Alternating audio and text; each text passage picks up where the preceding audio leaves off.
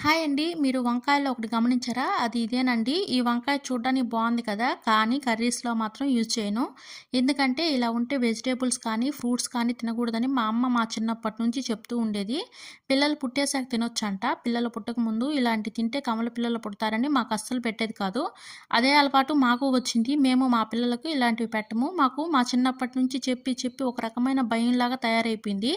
మీరు ఈ విషయం గురించి విన్నారా? వినుంటే కామెంట్ చేయండి. మా సైడ్ అయితే ఈ సైజు కొత్తిమీర కట్ట 40-50 రూపీస్ అయితే తీసుకుంటారు. ఈ కట్ట వచ్చి రూ. 10కే ఇచ్చారు. ఇంత కట్ట రూ. 10 అని 3 కట్టలైతే తీసుకొచ్చిర్రు. పచ్చడి చేయమని అయితే ఇచ్చారు.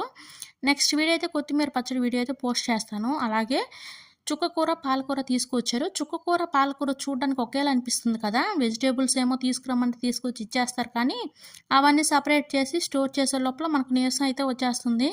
మీకు గాని ఈ వీడియో గాని నచ్చితే ప్లీజ్ లైక్ చేయండి, షేర్ చేయండి, సబ్స్క్రైబ్ చేసుకొని సపోర్ట్ చేయండి. Thank you.